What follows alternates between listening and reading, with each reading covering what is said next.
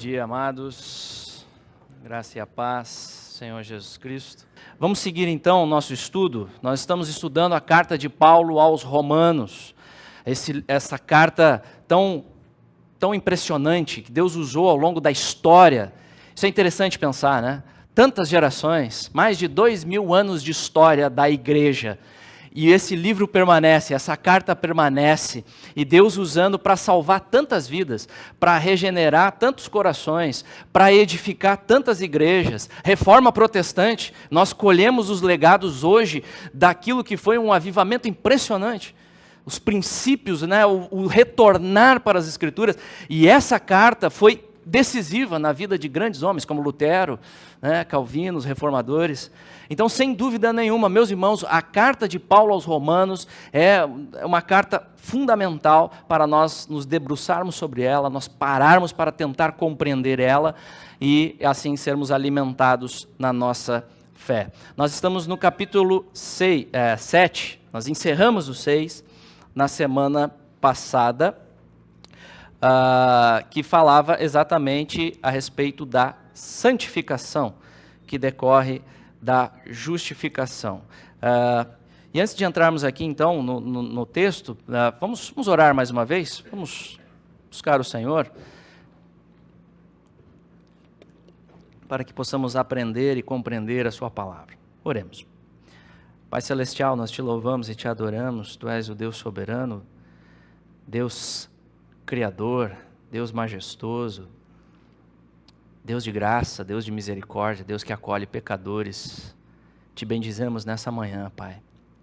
E estamos diante da Tua palavra, Senhor, que é vida, Tua palavra, Senhor, que é luz, Tua palavra, Senhor, que traz a compreensão das coisas mais importantes, daquilo que nós devemos ter toda a nossa atenção voltada, Senhor, que é quem é o Senhor, quem nós somos e o caminho de salvação e aquilo que é necessário para uma vida piedosa. Então, Pai, estamos diante da Tua palavra, suplicando a graça para aprendermos e compreendermos o texto, esse texto que não é fácil. Pedimos a Tua luz, pedimos a iluminação. Ajuda-me, Senhor, a ser claro, fiel à Tua palavra, o que for falado na carne seja esquecido, apagado, e fique a Tua palavra gravada nos nossos corações por obra do Espírito Santo. Ajuda cada vida aqui hoje, ó Deus, a assimilar realmente a Tua palavra e sairmos daqui edificados para a Tua glória, em nome de Jesus. Amém. Muito bem, meus irmãos, então nós encerramos o capítulo 6 semana passada. Assunto predominante, santificação, decorrente da justificação. Paulo enfatiza como em Cristo os crentes estão livres do domínio do pecado, pois morreram em Cristo para o pecado e ressurgiram para uma nova vida como servos da justiça, uma vida que começa a manifestar os frutos de santidade. Hoje nós começamos o capítulo 7, em que o apóstolo vai tratar de questões a respeito da lei de Deus. Nós vamos observar algumas questões hoje, a lei de Deus, a relação da lei de Deus com a nossa fé. Esse é um assunto que por vezes não é tão fácil, não é tão simples. O apóstolo vai mostrar, vai ensinar, vai ressaltar como que o crente morreu para a lei. E assim o crente está liberto da lei. Mas o que isso significa? Quer dizer que a gente não tem mais nada a ver com a lei? Não é isso. Então vamos procurar compreender aqui com calma o texto que está diante de nós. O crente morreu para a lei. E para exemplificar isso, ele usa a analogia do casamento, a metáfora do casamento, mas o assunto é a nossa relação com a lei. Esse é o assunto do capítulo. E nesse capítulo o apóstolo vai mostrar também que ele de forma alguma desprezava a lei de Deus. Pelo contrário, ele diz, a lei é santa, boa. O problema está em nós que somos pecadores. E a lei exige a condenação. Nesse sentido, a lei é contra nós. Ela exige condenação dos transgressores. Meus irmãos, esse é um dos capítulos mais difíceis da carta aos Romanos. Existem diferentes linhas de interpretação, principalmente a segunda parte da nossa mensagem hoje. Mas vamos então falar um pouco a respeito desse tema tão importante, e vamos tentar compreender aqui, dos versículos 1 a 13, vai a nossa pregação hoje. E nós vamos observar em nossa pregação dois pontos serão ressaltados nessa manhã, em relação falando a respeito da nossa relação com a lei de Deus como crentes em Cristo. Em primeiro lugar, nós veremos que nós somos libertos da lei. O que isso significa? Segundo ponto, a lei serve para desmascarar o nosso pecado. Ok? Então a lei realmente, ela avulta, ela faz ressaltar quem nós somos diante de Deus. Esses são os dois pontos. Vamos ao primeiro ponto então, somos libertos da lei. Vamos ler do versículo 1 até o versículo 6. Escute com atenção a palavra de Deus, que diz assim, versículo 1, Romanos 7, você pode abrir sua Bíblia lá, 7, 1 a 6, diz assim: Porventura, ignorais, irmãos, pois falo aos que conhecem a lei, que a lei tem domínio sobre o homem toda a sua vida? Ora, a mulher casada está ligada pela lei ao marido enquanto ele vive, mas se o mesmo morrer, desobrigada ficará da lei conjugal, de sorte que será considerada adúltera se vivendo ainda o marido unir-se com outro homem. Porém, se morrer o marido, estará livre da lei e não será adúltera se contrair novas núpcias. Assim, meus irmãos, também vós morrestes relativamente à lei, por meio do corpo de Cristo, para pertencerdes a outro, a saber, aquele que ressuscitou dentre os mortos, a fim de que frutifiquemos para Deus. Porque quando vivíamos segundo a carne, as paixões pecaminosas, postas em realce pela lei, operavam em nossos membros, a fim de frutificarem para a morte. Agora, porém, libertados da lei, estamos mortos para aquilo a que estávamos sujeitos, de modo que servimos em novidade de espírito e não na caducidade da letra. Entendeu tudo? Mais ou menos? Vamos por partes aqui então. Versículo 1. Porventura, ignorais, irmãos, pois falo aos que conhecem a lei, que a lei tem domínio sobre o homem toda a sua vida. Conhecem a lei. De quem Paulo está falando aqui? Provavelmente ênfase aqui se referindo principalmente aos judeus. Judeus, né? Igreja em Roma, composta de judeus convertidos, gentios. Então, provavelmente a ênfase maior sobre os judeus, mas de forma geral nós podemos entender os gentios também aqui convertidos, que conheciam a lei judaica. Então, pelo contexto nós podemos entender isso. E de que lei Paulo está falando aqui? A lei dada por Moisés ao povo de Israel, que ela se resume no decálogo, nos 10 mandamentos. E veja o que Paulo diz a respeito da lei. Olha que interessante a respeito da lei. A lei tem domínio sobre a vida do homem. A lei tem domínio sobre a sua vida. E nem muitos se atentam a isso, não é verdade? Mas você sabendo ou não, não interessa, a lei tem domínio sobre a sua vida. Você querendo se agradando disso ou não, a lei tem domínio sobre a sua vida. O que significa isso? A expressão aqui, domínio, ela indica um senhor de escravos que tem domínio sobre o seu escravo. Que ele tem autoridade sobre a sua vida. Então, o princípio bíblico realçado aqui é que o homem, o ser humano, está desde o seu nascimento até a morte debaixo das exigências da lei. E isso ocorre para todos. Ou seja, nós já nascemos obrigados a guardar toda a lei de Deus. Toda a lei de Deus. E como sabemos, nós temos estudado sobre isso, a lei exige obediência perfeita. Perfeita. Ela não tolera falhas. Ela exige obediência perfeita. Caso contrário, condenação. A lei é, faça isso e viverá. Caso contrário, morte. Você está condenado. E o problema, como nós temos visto na carta de Paulo aos Romanos, é que nenhum ser humano, ninguém, pós-queda em Adão, consegue obedecer com perfeição. Ninguém. Sendo assim, estamos condenados debaixo do domínio da lei. E a ideia aqui é, não tem como escapar. A lei tem domínio e você está debaixo dela e você está condenado. A lei tem domínio sobre a sua vida. E estamos presos a este domínio. Lá em Gálatas, Paulo fala sobre essa relação também. Gálatas 3, capítulo 3, verso 10. Ele fala desse domínio, ele fala dessa maldição, ele fala da condenação daqueles que estão debaixo da lei. Olha o que ele diz ali, Gálatas 3,10.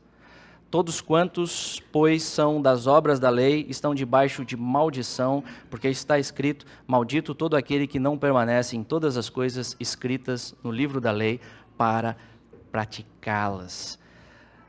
Todos quantos que são das obras da lei, ele está dizendo aqui, aqueles que procuram salvação por obediência própria, aqueles que procuram agradar a Deus pelo esforço próprio, guardando a lei. Eu faço isso para então ser salvo por Deus. Ele está dizendo, quem faz isso está debaixo de maldição. Porque está escrito, maldito todo aquele que não permanece em todas as coisas escritas no livro da lei para praticá-las. Então, todos que buscam se justificar diante de Deus pelas obras da lei estão debaixo de maldição. E nós sabemos disso, como nós já temos visto na sequência das mensagens aqui em Romanos. Isso acontece porque todo homem é transgressor desta lei por natureza. Nós já vimos isso recorrentemente nas pregações. Paulo, ele começa os primeiros capítulos de Romanos é para mostrar que todos pecaram. Todos pecaram e carecem da glória de Deus. E nós podemos entender aqui esse domínio da lei, domínio sobre o homem toda a sua vida. Isso vale para os judeus, para os detentores da lei, aqueles que receberam a lei por meio de Moisés, mas vale também para os pagãos, vale para os gentios. Vale para aqueles que não conhecem a lei escrita de Moisés, mas que têm certo conhecimento desta lei gravada nos corações, uma certa noção do certo e do errado. Nós já estudamos isso.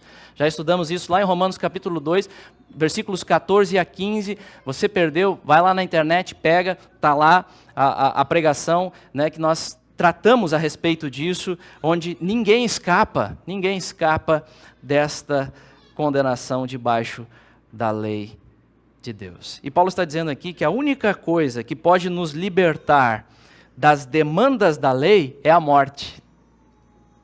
É a morte. Porque a lei exige a morte do transgressor. Então essa é a pena.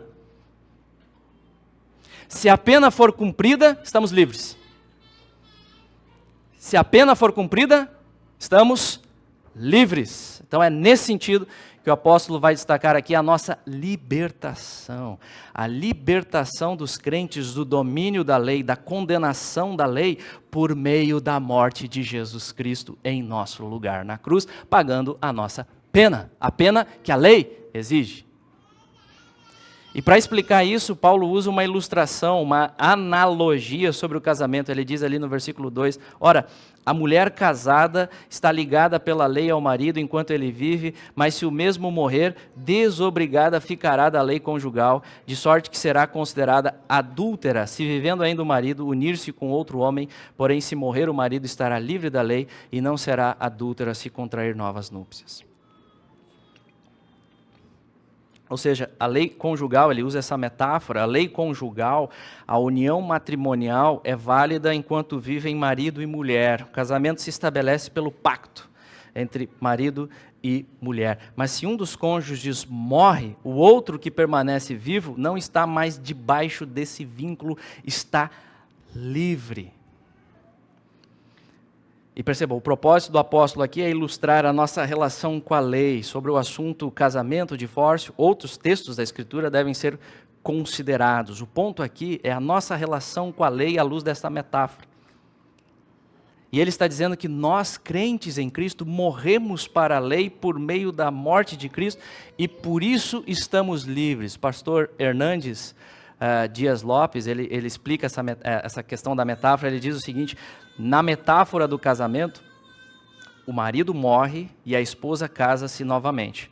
No caso em apreço, contudo, não é o marido quem morre, a lei, mas é a esposa, o crente.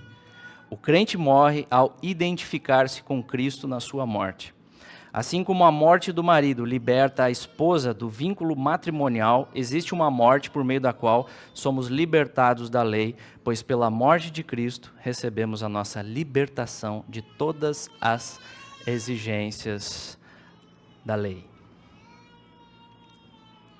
Então perceba, não é a lei que morre. No caso da ilustração, o marido, mas a questão é a esposa, é o crente que morre. Nós morremos. E desta forma, a lei não tem mais este domínio, não pode exigir a nossa condenação, pois já sofremos a pena. Já sofremos a pena se estamos ligados a Cristo.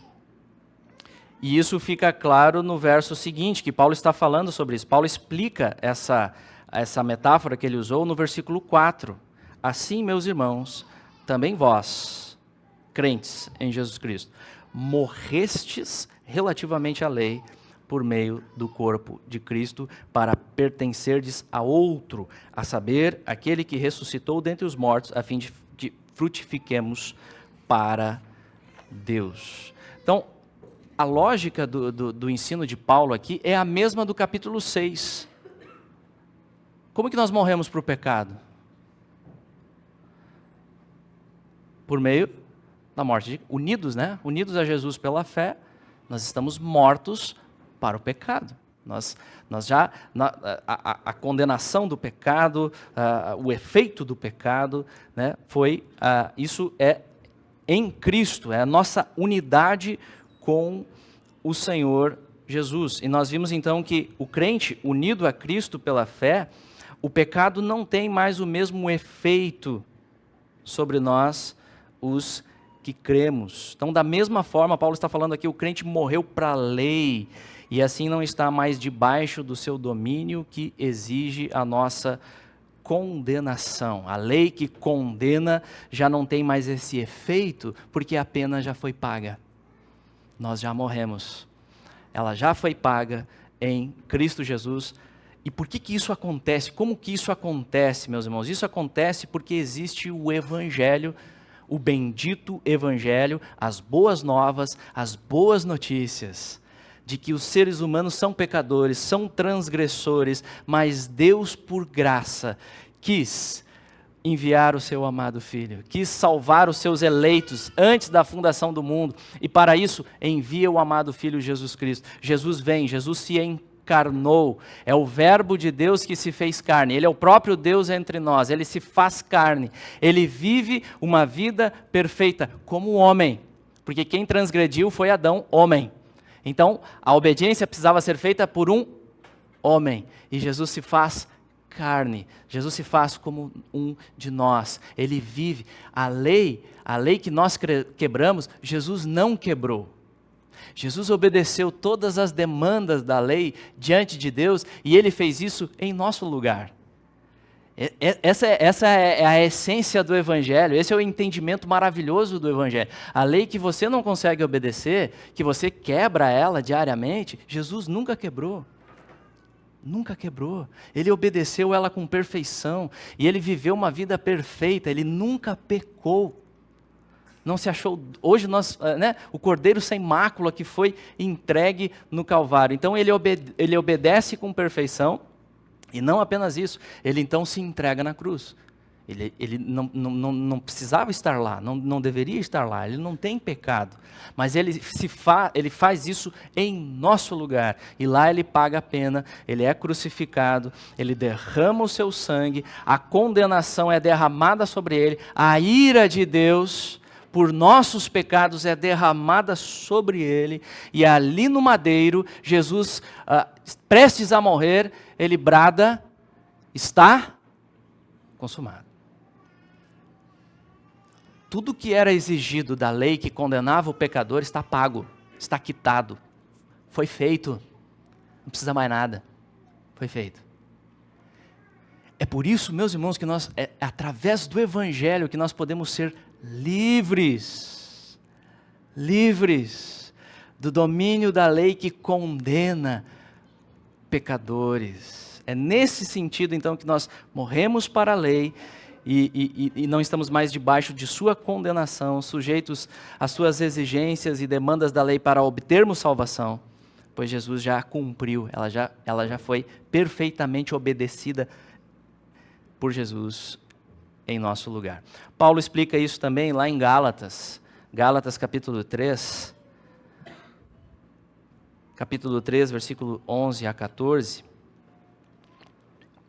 ele diz ali: é evidente que pela lei ninguém é justificado diante de Deus. 3, 11 a 14, Gálatas 3, 11 a 14.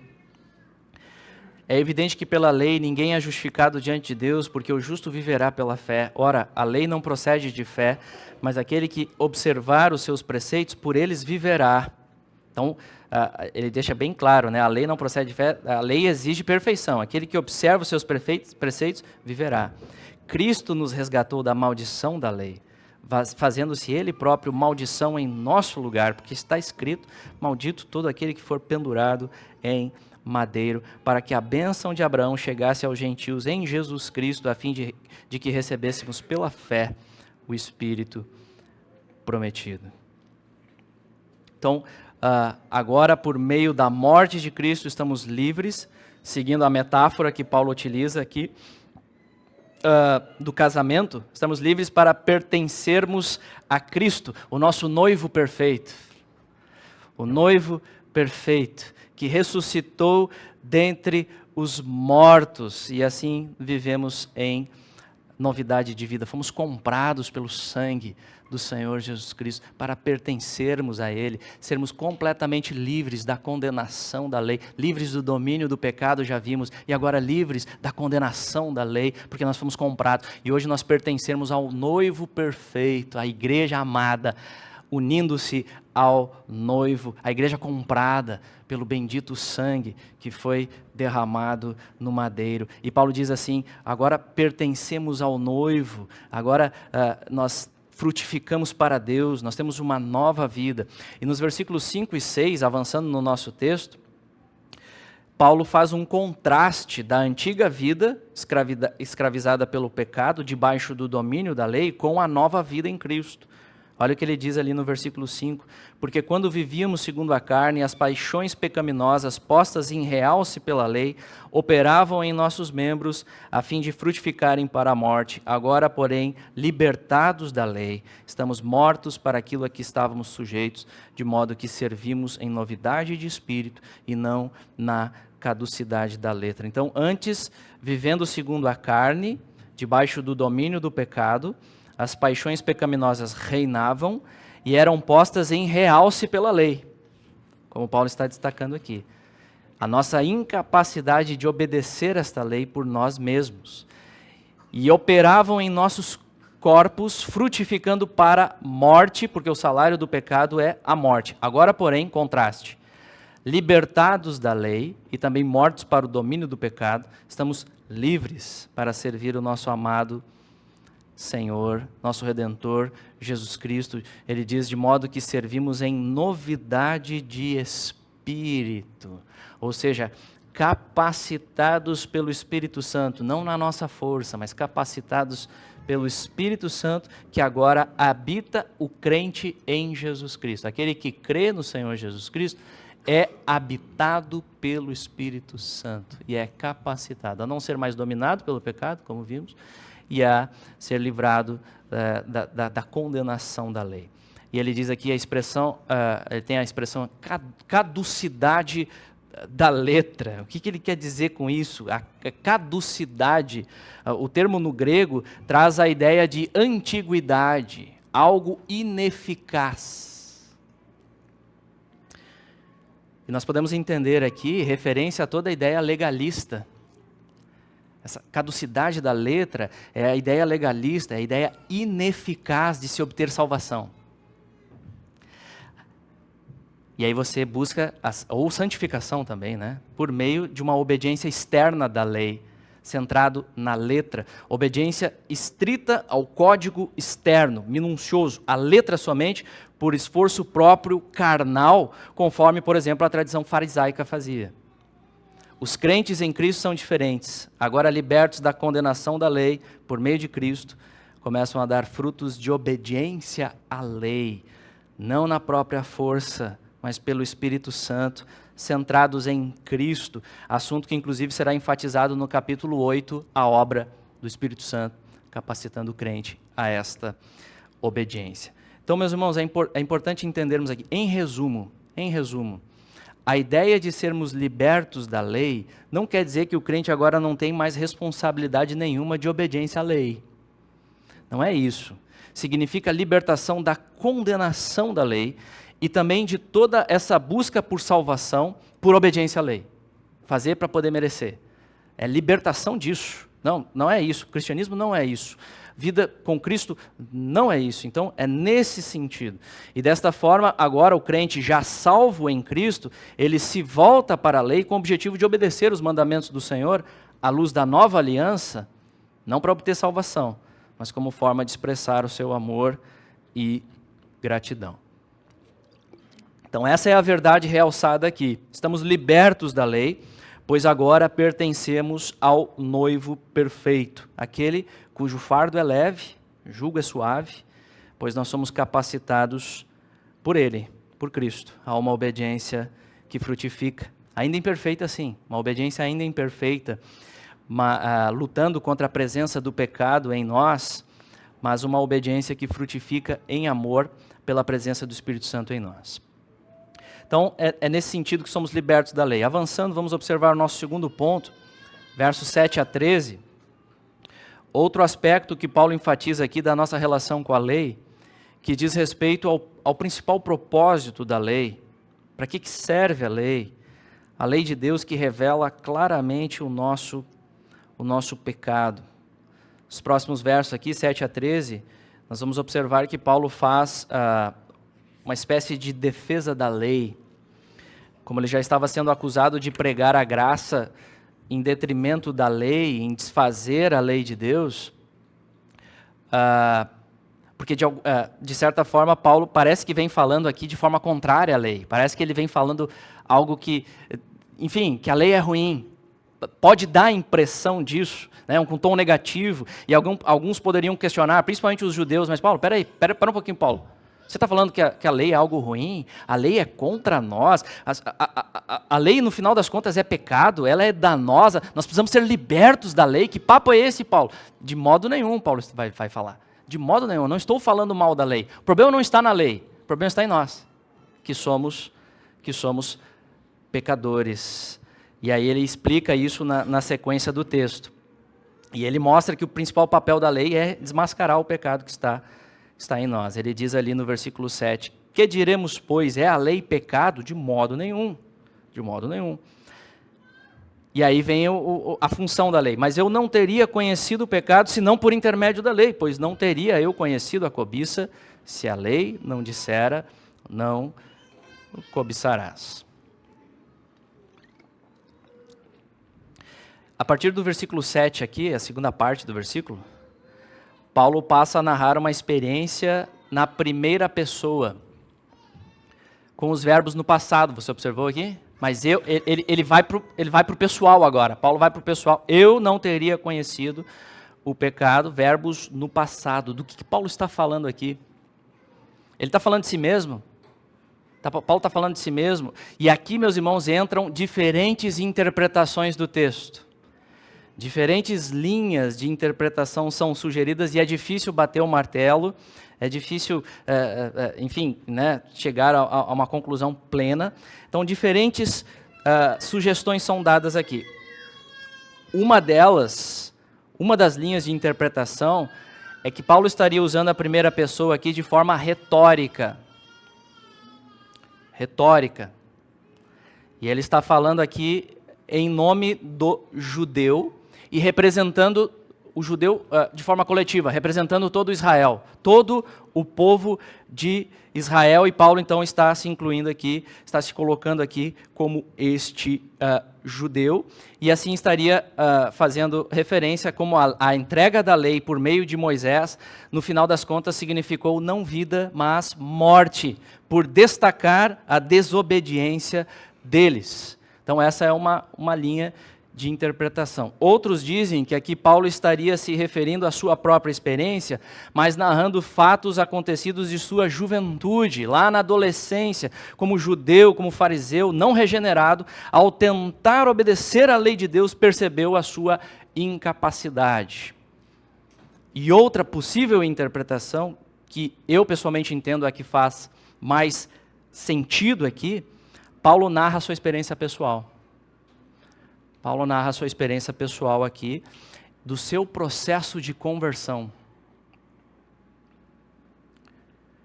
E de como ele foi levado à convicção de pecados por obra do Espírito Santo, por intermédio da lei. Por intermédio da lei. Eu vou seguir então mais por essa linha aqui na sequência. William Hendrickson, comentarista, ele diz aqui, sobre essa questão, Paulo nos concedeu uma visão de sua própria vida diária.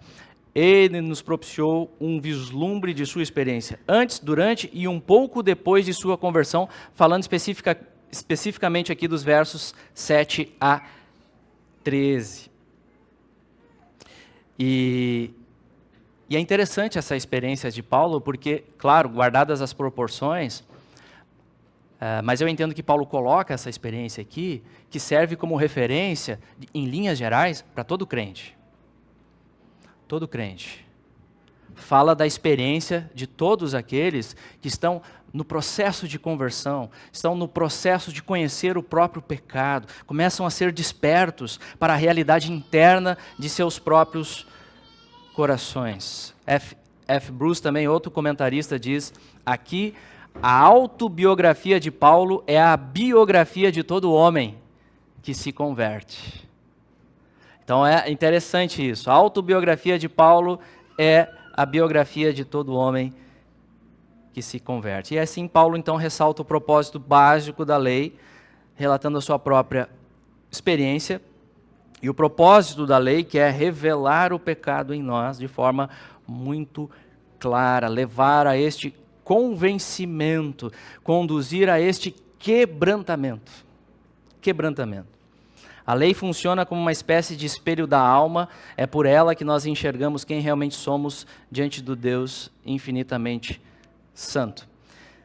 E Paulo destaca aqui o 10º mandamento, você observou? Pois não teria eu conhecido a cobiça se a lei não dissera, não cobiçarás. Então perceba a função da lei, dar nome aos bois, chamar pecado de pecado. E por ela nós aprofundamos o conhecimento da nossa perversidade. Mas por que Paulo cita só o último mandamento? Não cobiçarás. Por que só o último?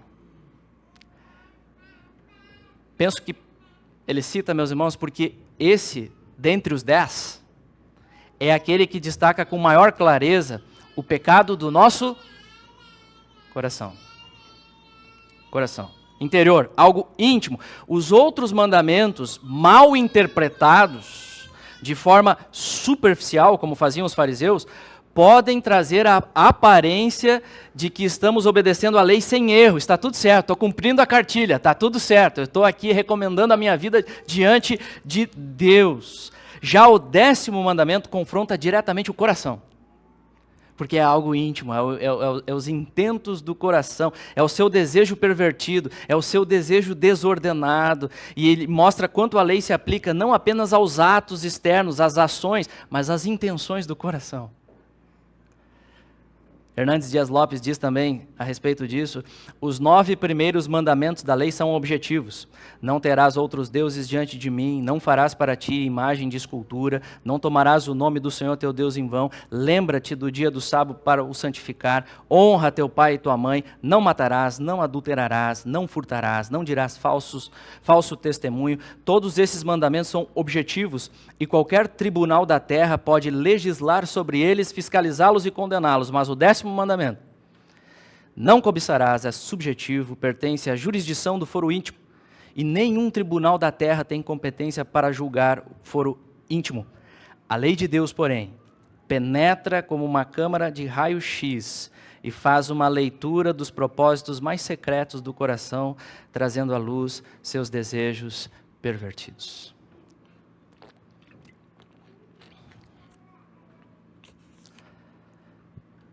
Essa é a constatação que Paulo começou a perceber, meus irmãos, em sua própria vida.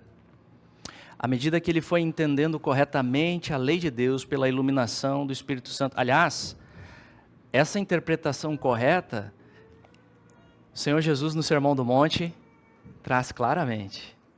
O Senhor Jesus traz a interpretação correta da lei. À medida que Paulo foi concebendo isso, à medida que Paulo foi compreendendo isso pela iluminação do Espírito Santo, ele que se achava um perfeito cumpridor da lei, começou a perceber a sujeira interna. Não está tudo bem não.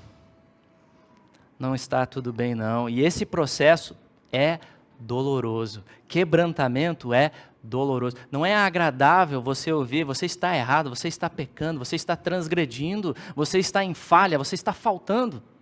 Não é agradável ouvir isso. Mas extremamente necessário, meus irmãos, porque esse é exatamente o processo de conversão. É você chegar à constatação de quem você realmente é diante de Deus. E parar de se achar bom em si mesmo. É ruim, é desagradável ouvir isso. Mas é libertador, como nós estamos aprendendo aqui. É extremamente libertador, porque aí aponta a solução. E você tem escape, você tem salvação. E Paulo segue a sua experiência aqui. Olha o que ele diz no versículo 8. Mas o pecado, tomando ocasião pelo mandamento, despertou em mim toda sorte de concupiscência, porque sem lei está morto o pecado. Ele enfatiza a questão de como a lei, nesse processo de revelar o nosso pecado, de certa forma avulta, ela instiga o pecado em nosso coração caído, ela desperta os desejos desordenados. Por exemplo, experimenta dizer não para a criança pequenininha que está determinada a colocar o seu dedinho na tomada. Ela colocou na sua linda cabecinha que a principal missão da vida dela é colocar o dedinho na tomada. E ela está resolvida a isso. E você diz não. Qual que é o resultado? Sorrisos, abraços, alegria. Normalmente, fúria. Rostinho vermelho, choro. Fúria. O coração do homem é naturalmente instigado por aquilo que é proibido. A lei instiga o pecado. A lei faz brotar toda sorte de desejos desordenados. Concupiscência diz respeito a isso. São desejos desordenados. Desejos até por coisas boas, lícitas, mas aquilo fica tão forte que você passa a depender daquilo. Você vive em função daquilo. Você morre se você não tiver aquilo. Desejos desordenados da cobiça do nosso próprio coração. A lei, então, ela avulta. A lei mostra, olha a realidade de quem você é. Olha a realidade de quem você é. Desde a mais tenra idade. Desde a mais tenra idade. E aí Paulo, então, diz, nesse sentido, a lei, sem a lei, o pecado está morto. Entendo aqui como, trazendo a ideia de adormecido. Ele está lá, ele é real, ele é presente, foi adquirido na queda, mas ele não está tão esclarecido, até que você receba um não diante do seu pecado. E aí a lei então avulta o pecado. com a lei, o pecado pode ser chamado de pecado e realmente mostrar isso é passível de condenação. Isso merece condenação. E ainda mais quando estamos falando diante de um Deus santo, que é digno de receber toda adoração, é passível de condenação eterna, porque Ele é eterno. A dignidade de quem foi ofendida é infinita. Por isso, a punição deve ser justa, na medida, na qualidade daquele que foi ofendido. Então a lei desmascara isso. A lei mostra a realidade. O seu pecado é sério, o seu pecado é grave. O seu pecado merece a condenação. E a lei mostra, olha o seu coração, olha quem você é. Olha os desejos desordenados do seu próprio coração. Que você não tem controle muitas vezes. Aí Paulo diz, versículo 9, outrora sem a lei eu vivia, mas sobrevindo o preceito, reviveu o pecado e eu morri. E que sentido ele quer dizer aqui, sem a lei eu vivia? Também difícil a interpretação, mas entendo a ideia aqui de que sem lei eu vivia, pode ser exemplificada pela fase em que Paulo, como judeu legalista, ainda interpretava a lei de forma errada, muito superficial, muito superficial. Ele não entendia a lei, como Jesus ensinou a lei. Muito superficial. Ele ainda interpretava a lei de forma errada. Ele conhecia a letra da lei, estava lá, estava decorado. O fariseu tinha tudo decorado. Texto, tudo saía na hora. Mas ele não entendia ainda o espírito da lei, que penetra o recôndito do coração, vai lá nos lugares mais escondidos, que você tem vergonha de mostrar para você mesmo. A lei vai lá. A lei acha. E Paulo então vivia cheio de justiça própria, ele se achava cumpridor, ele condenava todo mundo, ele se achava justo diante de Deus. Sem lei eu vivia, mas sobrevindo o preceito, reviveu o pecado e eu morri. Quando veio o entendimento da lei, sobrevindo o preceito, quando veio o real entendimento da lei, suas reais exigências, não só internas, mas internas, incluindo o desejo do coração, ele finalmente percebeu o quão pecador de fato era, e o pior, a lei não poderia salvá-lo. Aquilo que ele estava se agarrando, como que vai me fazer chegar diante dele? Não, ela só condena, ela não salva. Pensa o desespero. E é assim que eu entendo essa linguagem de morte de Paulo aqui. Ele fala, eu morri. Ou seja, foi pesado, foi forte. Aquilo que ele estava se agarrando, que seria a salvação da vida dele, só poderia condená-lo. Quando ele realmente entendeu a função da lei sobre a sua vida. Ele se achava tão certo, tão cumpridor da lei, estava transgredindo essa lei. Sobrevindo o preceito, reviveu o pecado, e eu morri. Eu entendo aqui o quebrantamento de Paulo. Eu entendo o quebrantamento de Paulo. Eu entendo Paulo chegando à constatação. A lei está falando de mim. Não é meu vizinho, não. Não é meu vizinho, não. O problema está aqui. Está aqui, sou eu. Sou eu. Dos pecadores, o principal. Dos pecadores é o principal. Hendrickson diz... Ele fala, o que Paulo estaria dizendo aqui em outras palavras, ele diz assim, cheguei ao meu fim como uma pessoa satisfeita comigo mesma e segura de mim mesma. Cheguei ao meu fim. Ele está lembrando como a lei o matou, ou seja, como ela lançou por terra a autojustiça desse fariseu. A autojustiça.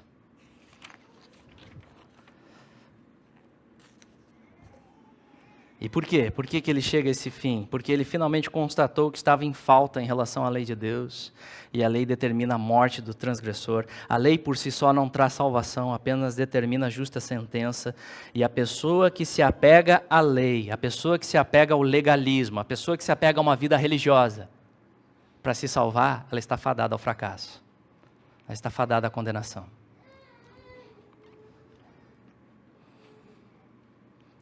De obter favor de Deus por mérito próprio, pelo aquilo que você faz, vou na igreja todo dia, eu leio a Bíblia, eu oro, eu faço tudo certinho, está fadado ao fracasso, não é suficiente. Diante da lei de Deus não é suficiente. A lei não salva, ela só mostra que está errado. E aí, por isso o mandamento que era para a vida, porque sem dúvida nenhuma, o mandamento é para a vida, é o melhor para as nossas vidas obedecer essa lei, Paulo constatou que foi para a morte, em virtude do próprio pecado. Verifiquei que este mesmo se tornou para a morte, o que é algo bom, que é a lei de Deus, serviu para mostrar que ele estava morto. Morto espiritualmente. Vazio por dentro. Extremamente preocupado com a vida externa. E aqui, descontrolado, desejos desordenados. Aqui. Ninguém vê, mas Deus vê. Deus vê. Deus vê. E o apóstolo deixa claro no versículo 11, a morte não ocorre em virtude da lei. Aqui ele explica, o problema não está na lei, eu não estou falando mal da lei. Querido amigo judeu, entenda isso, vem cá, vamos conversar, não estou falando mal da lei. Eu só estou explicando o que a lei faz com a gente, quando ela é realmente entendida. Né?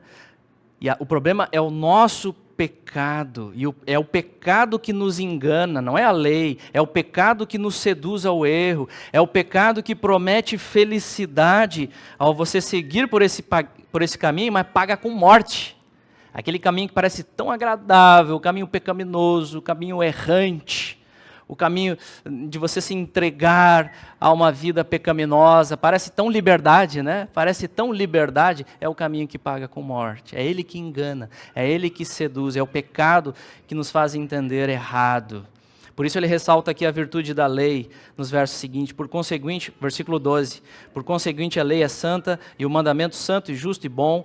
Acaso o bom se me tornou para a morte? De modo nenhum, pelo contrário, o pecado, para revelar-se como pecado, por meio de uma coisa boa, causou-me a morte, a fim de que pelo mandamento se mostrasse sobremaneira maligno.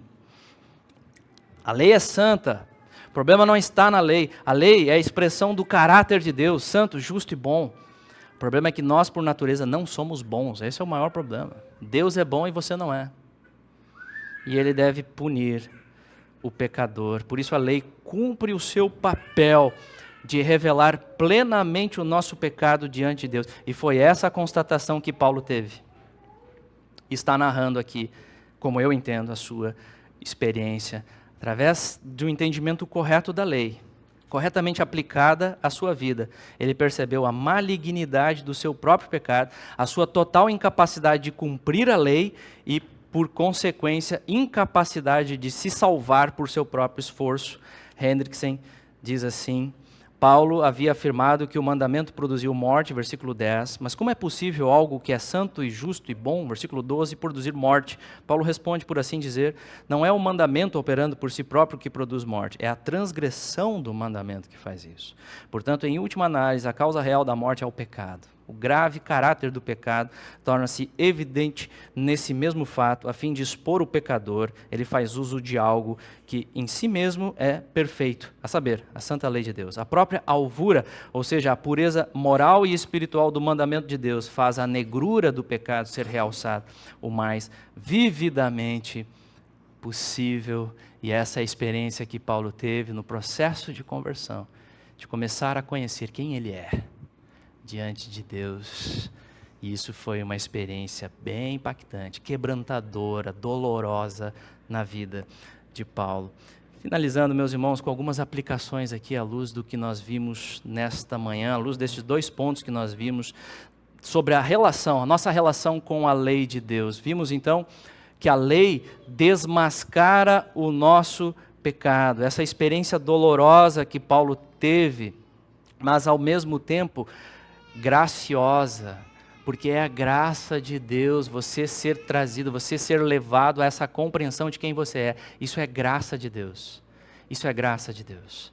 Incomoda, dói, por vezes a gente fica contrariado, mas é o caminho da libertação, é o caminho da salvação. Não é tristeza segundo o mundo, como Paulo vai dizer, é a tristeza segundo Deus que conduz a vida. É a tristeza segundo Deus que conduz a vida. Por isso, para realmente sermos salvos, nós precisamos ser conduzidos primeiro ao real entendimento do nosso pecado. E o pecado nos cega, afeta pensamento, emoções, vontade, nos faz enxergar errado, distorcer a realidade que nos cerca, inclusive interpretar errado a lei.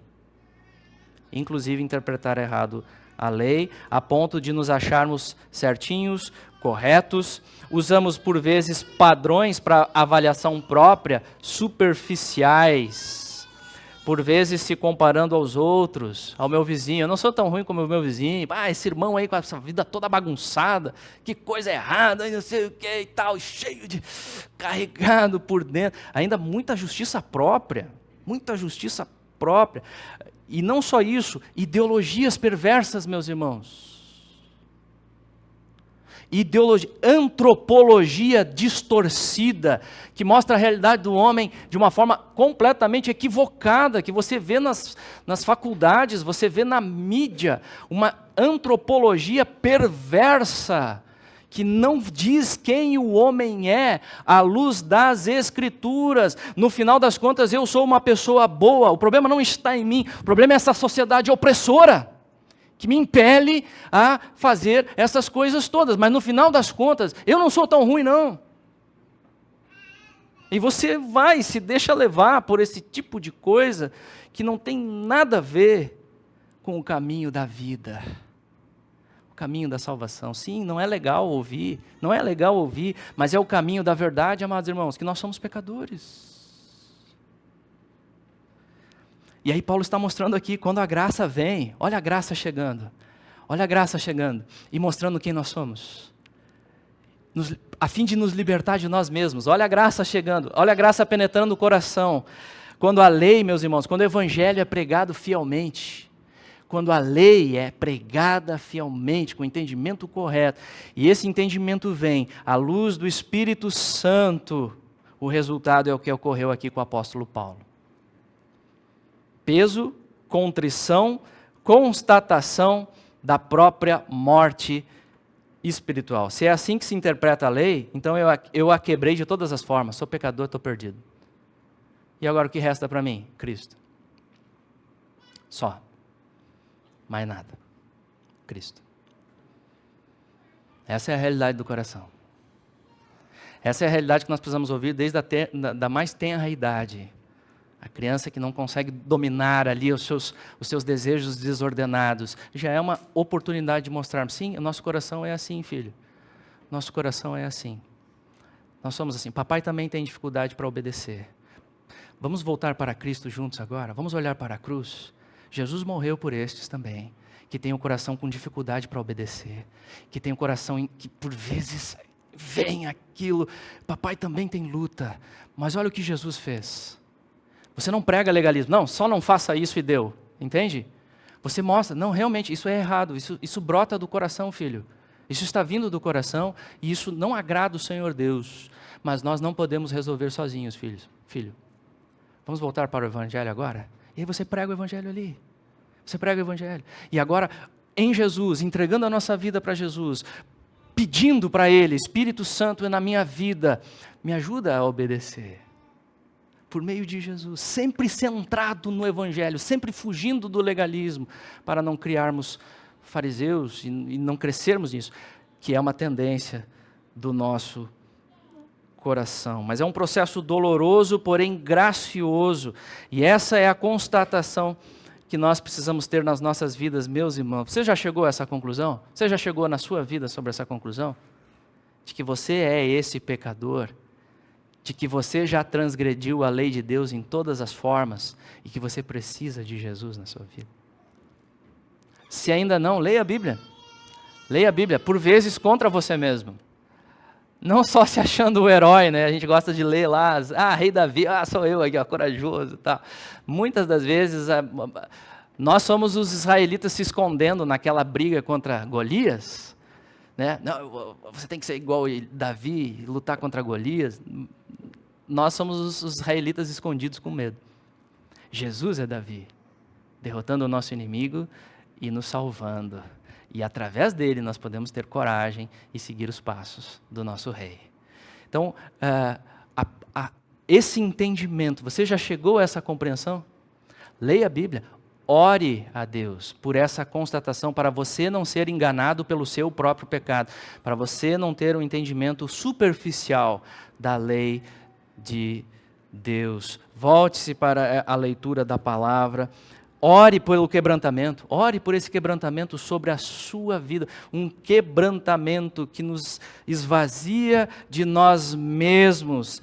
Mas lembre-se, essa tristeza que vem, ela não é para a morte, ela não é desesperadora, como não foi para Paulo, como Paulo encerra esse capítulo dizendo, graças a Deus, por Cristo Jesus. Há esperança, há salvação. Essa tristeza conduz à vida.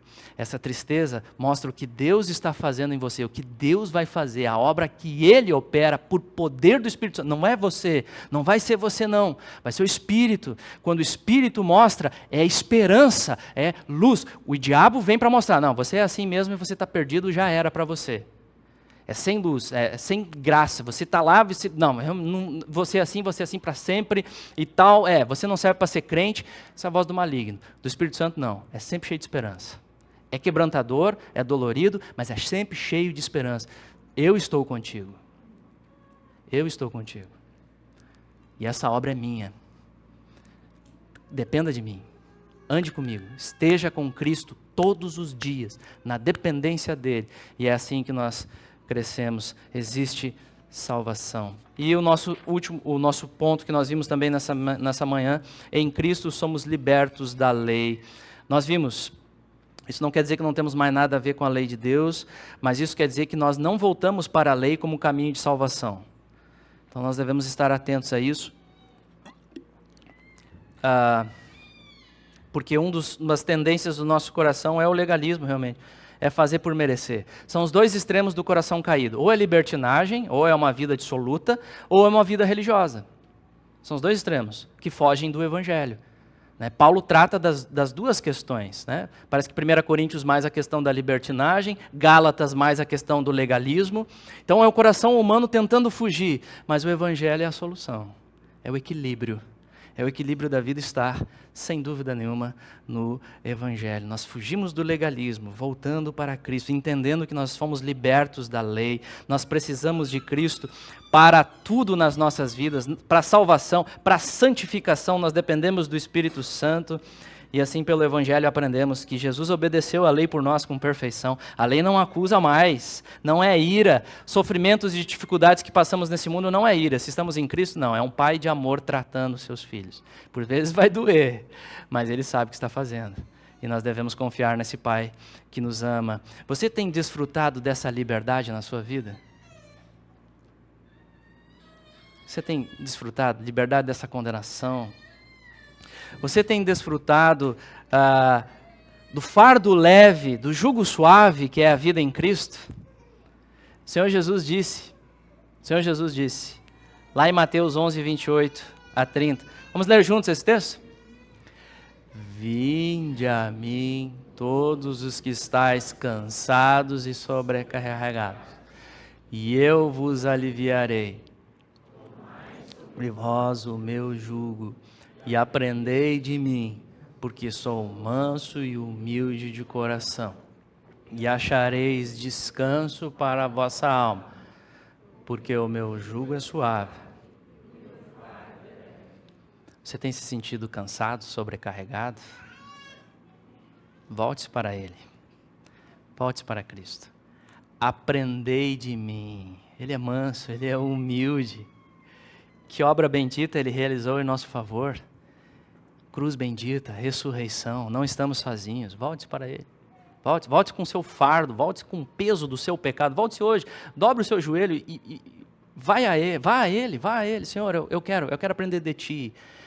Eu não posso sem Ti, Senhor. Eu quero estar contigo. Alivia esse fardo a Deus. O fardo também de viver o legalismo, de obedecer por força própria, e é um fardo opressor. Não, volte-se para Cristo e encontre descanso para a sua alma. E lembrando, meus irmãos, libertos da lei, o crente que foi liberto por Cristo Jesus, ele se volta para o Senhor desejoso a obedecer. Uma das evidências de que fomos libertos é o desejo de obedecer. Não de fugir, mas de obedecer. Se me amais, guardareis os meus mandamentos. Aqueles que foram libertos pelo Senhor, amam Ele e querem fazer a sua vontade. Não para ganhar a salvação, não para ficar mais pertinho de Deus, mas se volta por gratidão. Mesmo com dificuldade, mesmo com as lutas desse mundo caído, se volta, porque o mais importante Ele já fez. Ele já fez, conquistando a nossa salvação. Que assim seja na sua e na minha vida, pela graça de Deus. Vamos a Ele em oração. Amado Deus, te louvamos por esta libertação. Livres da condenação da lei. Ó Deus, obrigado. Obrigado pelo fardo leve, o jugo suave. Obrigado pelo doce aroma do Evangelho, Senhor. Doce aroma de vida, Deus. Perfume para a vida, Senhor. Daqueles que reconhecem os próprios pecados, reconhecem a própria miséria, a indignidade, que merece o inferno. Ó Deus, a cruz resolve tudo. Obrigado pela cruz, obrigado pela ressurreição. E Pai, ajuda-nos a assimilarmos isso. Traz quebrantamento, Senhor. Traz quebrantamento, traz constatação de pecados próprios. Traz, ó Deus, arrependimento genuíno e ao mesmo tempo, ó Deus, fé límpida para enxergarmos Cristo como Senhor da nossa vida, como Salvador bendito, como tudo o que precisamos para depender dEle, para viver por Ele, para, ó Deus, desfrutar também da graça bendita, da bondade bendita, do amor imensurável. Faz-nos aprender e assimilar tudo isso e possamos frutificar em novidade de vida, Deus. Não por nós, o Espírito Santo age sobre nós, Santo Espírito de Deus, trazendo vida para a glória do Senhor. No nome de Cristo oramos. Amém.